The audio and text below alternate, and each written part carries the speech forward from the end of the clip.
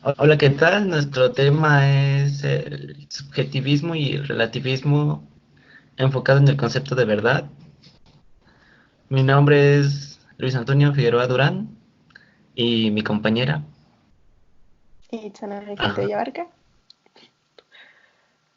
Entonces procedemos a la exposición. Gracias por su atención.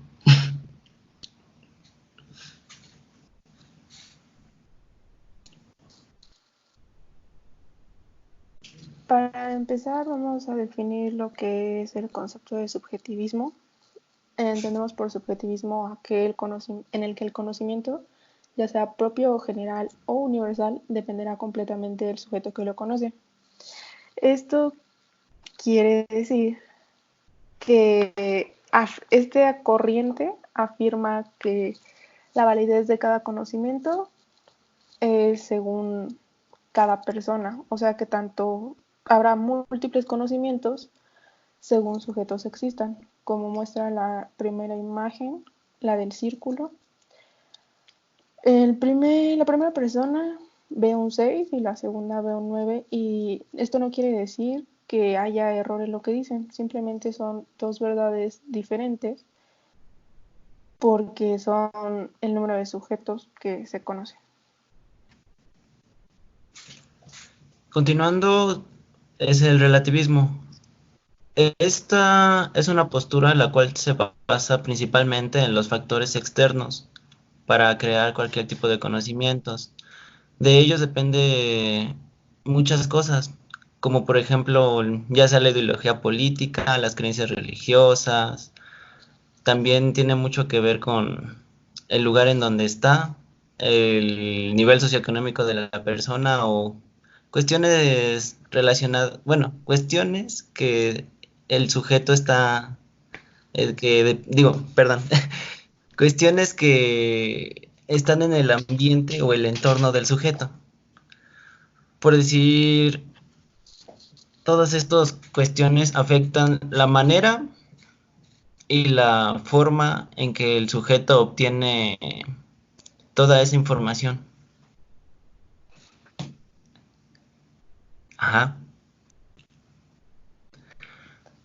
Dentro del relativismo, uno de los más importantes exponentes es el personaje Protágoras. Este fue una persona que nació en 1480 en Abdera y murió en el 410 antes de Cristo. O sea, la principal por lo que murió este personaje fue porque fue acusado de blasfemia en ese tiempo, pero dicen que su muerte fue por tratar de huir de Atenas. Él, como lo mencioné anteriormente, su postura es principalmente la del relativismo. Esto se nota principalmente por una de sus frases que dice: el hombre es la medida de todas las cosas, de las que son en cuanto son y de las que no son en cuanto no son. Entonces, en esto lo que trata de explicarnos es de que el conocimiento de una persona trata principalmente de lo que está viviendo. Ajá. Otro principal representante de estas dos corrientes filosóficas, pero más moderno, sería Federico Nietzsche. El pensamiento de Nietzsche está expresado en principios de una nueva valoración y este conocimiento dice que niega totalmente lo universal y lo necesario, como por ejemplo el hecho de que creamos que existe una verdad universal. Nietzsche lucha contra todo eso, principalmente sobre lo absoluto. Posteriormente continuamos con el conocimiento.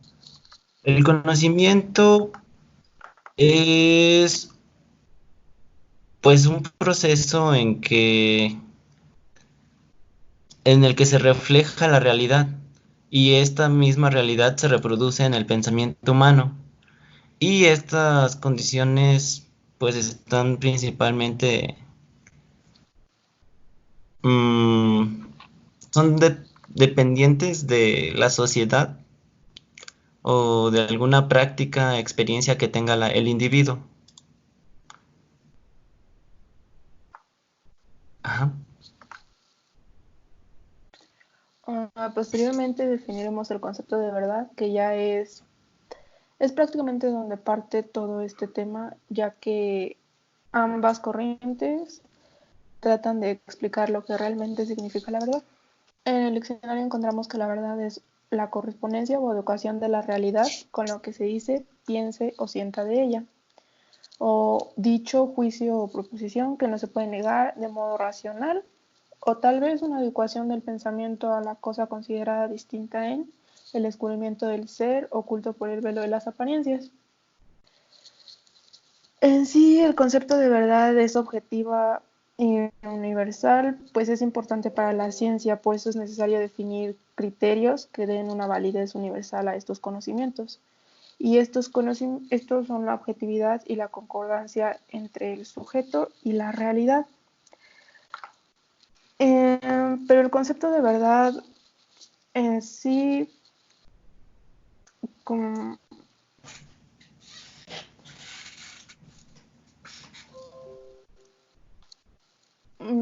no se llega a tal, solamente es necesario incluirlo por la ciencia.